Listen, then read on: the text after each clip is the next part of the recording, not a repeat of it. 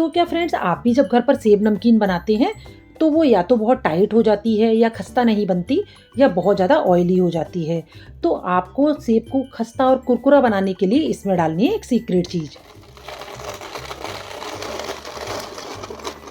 फिर आपके सेब भी इसी तरह से क्रिस्पी बनेंगे और ऑयल नहीं पिएंगे। तो चलिए वीडियो स्टार्ट करते हैं। तो हम सबसे पहले एक फ्लेवर ऐड करेंगे अपने सेबों में, जिसके लिए मैं लहसुन यूज़ कर रही हूँ। अगर आप लहसुन नहीं खाते हैं तो आप इसको स्किप भी कर सकते हैं। हमने 10 से 12 लहसुन की कलियाँ ली हैं, जो कि वजन में 25 ग्राम है। और अब इसमें डालेंगे हम 2 छोटा चम्मच नमक, जो कि वजन में है 20 ग्राम। और अब इसमें जाएगा 2 चम्मच अजवाइन। ये हमने छोटा चम्मच जो हम घर में खाना खाने में यूज़ करते हैं वही वाली चम्मच से नाप कर लिया है। 2 चम्मच हम इसमें काली मिर्च का पाउडर ऐड करेंगे और 2 ही चम्मच ऐड करेंगे लाल मिर्ची पाउडर। आप लाल मिर्ची अपने टेस्ट के अकॉर्डिंग कम या ज़्यादा भी कर सकते हैं। और ये हमने 3 से 4 पिंच हींग ली है और 1 टीस्पून हम इसमें डाल रहे हैं हल्दी पाउडर।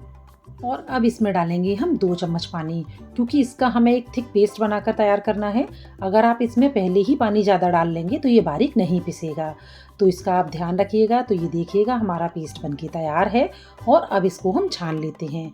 छानते समय इसमें हम थोड़ा सा पानी और डाल लेंगे, जिससे कि हमारा मसाला अच्छी तरह से पूरा निकल आएगा।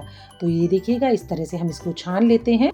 तो फ्रेंड्स, लहसुन सेब बनाने का ये इतना आसान तरीका है कि अगर आप पहली बार भी बनाएंगे ना तो परफेक्ट सेब बनाकर तैयार कर लेंगे।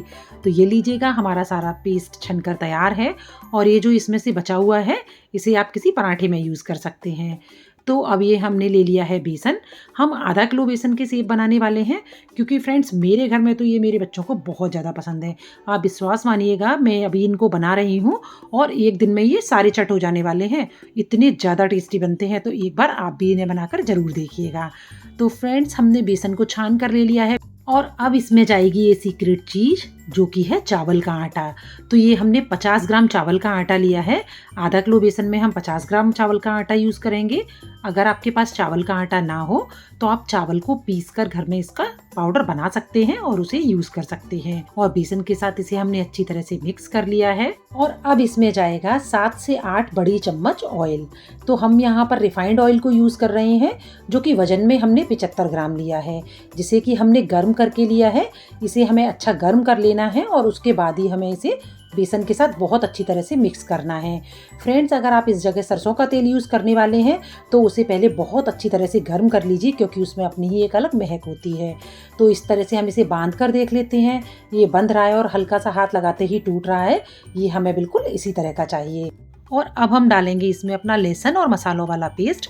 इसे हम बेसन के साथ बहुत अच्छी तरह से मिक्स कर लेंगे और फिर इसमें थोड़ा थोड़ा पानी डालकर हमें इसका एक सख्त डो लगाकर तैयार करना है। तो फ्रेंड्स, एक बार आप मेरे वाले तरीके से अगर ये सेब बनाएंगे ना तो आप सच बता रही हूँ, इस तरह के सेब बनाने और खाने दोनों के ही दीवाने हो जाएंगे। इनको बनाना इतना ज़्यादा आसान है। तो ये देखिएगा थोड़ा थोड़ा पानी डालकर हम इसका डो लगा लेते हैं। तो हमारा डो लगकर तैयार हो गया है। और अब इसके ऊपर लगा देंगे हम थोड़ा सा ऑयल और इसको ढककर 10 मिनट के लिए रेस्ट करने के लिए छोड़ देंगे।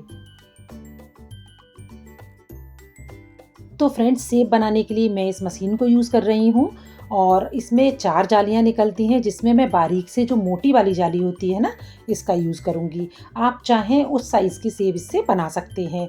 मेथड बिल्कुल यही रहेगा। अब इसको हम थोड़ा सा ग्रीस कर लेंगे और अब हम ले लेंगे ये बेसन। तो इस तरह से हमने हाथ पर थोड़ा सा ऑयल लगा लिया है, क्योंकि आपको भी मालूम है कि बेसन थोड़ा चिपकता है। लेकिन आप देखिए कि मैंने जो डो बनाया है वो इतना परफेक्ट बना है कि मैं इसे हाथ में ले रही हूँ और ये हाथ में बिल्कुल चिपक नहीं रहा है। और अब इस बेसन को हम इस मशीन के अंदर अच्छी तरह से सेट कर लेंगे। फ्रेंड्स, ये ध्यान रखिएगा कि डो हम जितना अच्छा बनाकर तैयार करेंगे हमारे सेब उतने ही अच्छे बनेंगे। अगर आप डो को ज़्यादा पतला कर देते हैं तो ये एक बहुत बड़ा कारण है कि हमारा जो सेब है ना वो बहुत ज़्यादा ऑयली हो जाते हैं।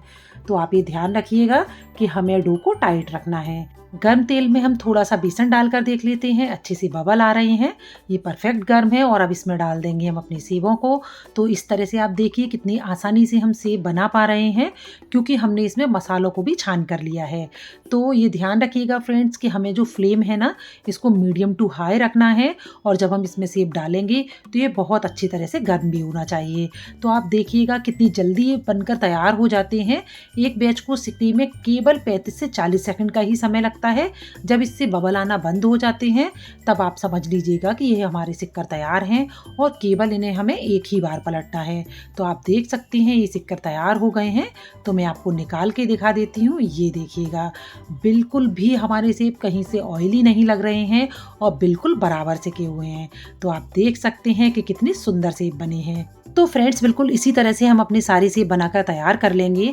अगर आप भी चाहते हैं कि आपके सेब भी बिल्कुल हलवाई वाले टेस्ट के बने, क्रिस्पी हों, खस्ता हों, ऑयल ना पिए, तो आपको कुछ बातों को ध्यान रखना है। आप सेब बनाने के लिए बारीक वाले बेसन का इस्तेमाल करें और इसमें चावल का आटा जरूर डालें। चावल का आटा डालने से हमारे जो सेब हैं ना वो ऑयल नहीं पीते हैं और बहुत ज़्यादा क्रिस्पी बनते हैं। आप इनको 2 महीने तक भी रखकर खाएंगे ना तो भी ये इतने ही क्रिस्पी रहेंगे। और इसमें जो मैंने आपको मोयन बताया है और मसाले बताए हैं उनको बिल्कुल उसी अनुपात में यूज़ करें। फिर आप देखिएगा कि आपके जो सेब हैं ना वो बिल्कुल हलवाई वाले टेस्ट के बनेंगे। तो आप देख सकते हैं हमने इतने सारे सेब बनाए हैं और फिर भी हमारी कढ़ाई में ऑयल पूरा का पूरा है, जिससे कि मालूम पड़ता है कि हमारे सेब बहुत ज़्यादा क्रिस्पी और बिना ऑयल वाले बने हैं। तो लीजिएगा फ्रेंड्स, हमारे सारे सेब बनकर तैयार हैं। मैं आपको दिखा देती हूँ, ये देखिएगा, और मैं आपको इनको तोड़कर भी दिखा देती हूँ।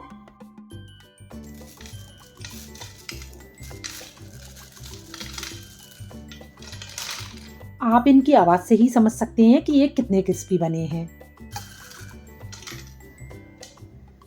ये देखिएगा, हल्का सा हाथ लगाते ये टूट रहे हैं। तो थोड़ा सा क्रश करके हमारे ये लहसुनी सेब खाने के लिए पूरी तरह तैयार हैं, जिन्हें इस होली पर एक बार आप बनाकर जरूर देखिएगा।